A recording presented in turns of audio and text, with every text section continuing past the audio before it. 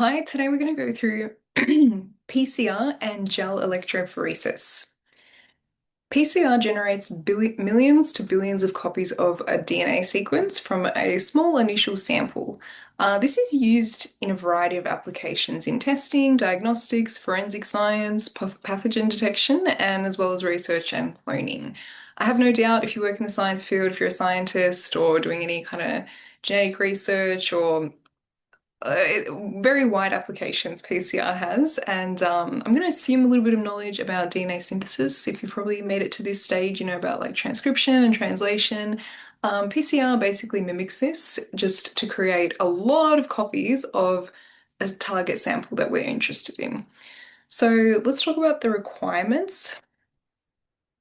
These are what we're going to need in order for PCR to happen. Template DNA is the DNA containing the target region to be amplified. For example, if we're doing some genetic research and we're interested, we do some NGS or something and we find like a region that looks like it's got a mutation, you want to take that region of the DNA and create multiple copies, for further testing. So that's the template DNA. It's the DNA containing the target region that we want to amplify. And then we need some primers. So if you're familiar again with DNA synthesis, these are the short single-stranded DNA sequences that flank the target region and guide DNA synthesis. DNA polymerase is an enzyme. In PCR, it's commonly Taq polymerase that's used, and this is what synthesizes the new DNA strands. DNTPs stand for deoxynucleotide triphosphates, and these are the building blocks of new DNA. And we also need a buffer solution to maintain optimal conditions for the reaction. The steps involved, steps 1 to 3 constitute one cycle, and step 4, thermal cycling, just means repeating the three above for about 24 to 40 cycles. In step 1, denaturation, the double-stranded DNA is heated to approximately 94 to 98 degrees, and this separates the DNA into two single strands. Then in annealing, the reaction is cooled to approximately 50 to 65 degrees. So in this instance, now the primers can bind or anneal to their complementary DNA sequences on the single-stranded DNA. In extension, at about 72 degrees, the DNA polymerase synthesizes a new DNA strand.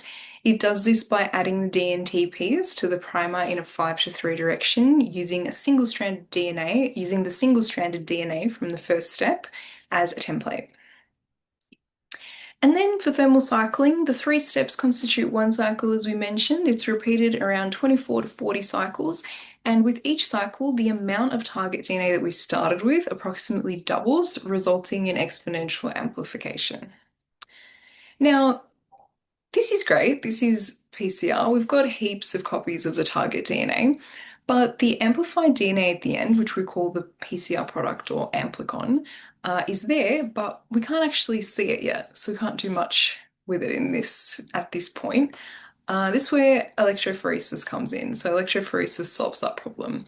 The core purpose of it is to confirm that your PCR worked and produce what you expected. The way it works is that DNA is negatively charged, so it migrates through an agarose gel and it moves towards a positive electrode. I'll just find a picture of it. Sorry, I should have put it in this slide. But this is what it looks like here. So the purple is the agarose gel, and these bands are our PCR product. I think I've got another image somewhere here.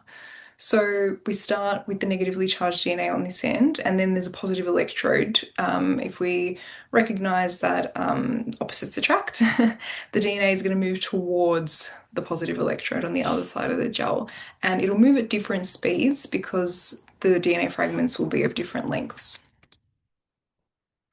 Now, what doing this allows us to check is one, whether amplification occurred at all. So like we mentioned, a band means we have a product. So if there's no band, it means no reaction happened. We can check the correct size. So the band's position relative to a DNA ladder tells you the fragment length in base pairs, confirming that you amplified the right target. We can check specificity, so multiple bands suggest non-specific amplification, and what this means is that the primers binded to unintended sites. So this is a problem. It means for an unsuccessful reaction. Similarly, we can check for contamination. So a band in your negative control in the gel, there'll be a control section for what we expect. If there's a band where we weren't expecting one, it means that your reagents or workspace may have been contaminated. We can also check relative yield. So the brightness of a band gives you a rough sense of how much product you got, although it's worth mentioning this isn't quantitative. Um, there are two types of electrophoresis. We can do slab gel and capillary gel. Capillary is just a variation of slab gel, but we'll go through both so that you have a good understanding of both. Slab gel involves an agarose gel. So step one, we load the DNA samples into wells at one end of the gel. These wells serve as a starting point for the separation process. Then an electric current is applied to the gel, causing the negatively charged DNA fragments to move towards the positive electrode. The smaller DNA fragments will move through the gel faster than the larger ones due to their size, allowing for separation based on fragment length. And this is how we recognize them. When the gel is stained with a DNA binding dye, the fragments will then appear as bands, each representing a group of fragments with the same size. These, just a reminder, these are the bands that we're talking about that have been stained with a fluorescent dye. Now, capillary gel electrophoresis is pretty similar, just that a tube is used instead of a gel. So the DNA fragments are passed through a narrow tube or a capillary, which contains the polymer solution rather than a gel.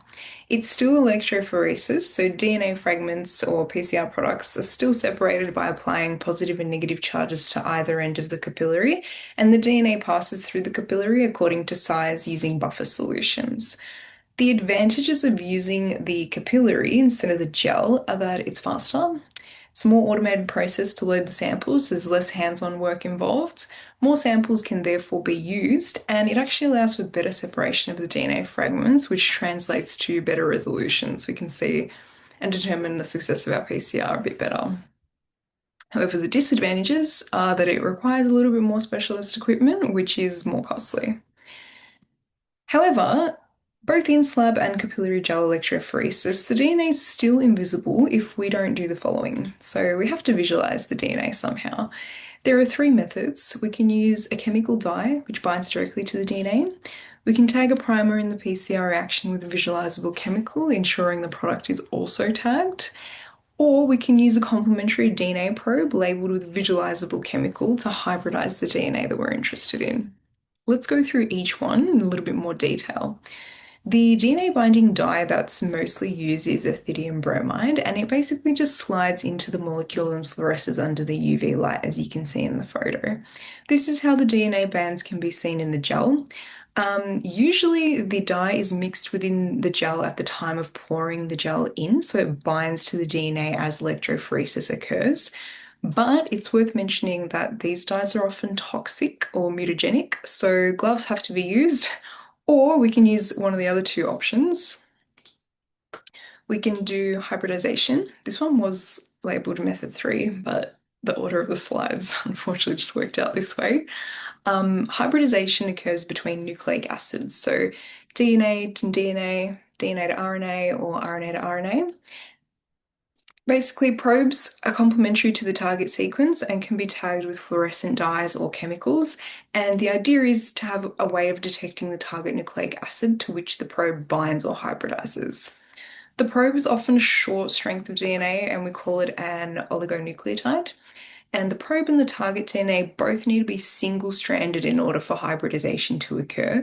So hence why the DNA needs to be denatured first in step 1 of PCR. Hybridization can occur when the probe and the target are both in the solution, or when one's in the solution and the other one's immobilized to a solid surface. How the tag is then detected depends on the nature of the tag. So, for example, a fluorescence detector or an X-ray film for radioactivity. Lastly, to visualize DNA, we can do tagged primers in the PCR. So primers that are used in the PCR can be tagged with a colored or fluorescent chemical, and when the reaction is complete, the PCR product itself is tagged directly. This one's more often used in capillary electrophoresis. And that's it. I really hope that kind of simplified and helped you understand PCR gel electrophoresis. Like I said, I have no doubt you'll come across it in your in the field of science, no matter what you're doing, particularly if you're doing some form of genetic diagnostics or research. See ya.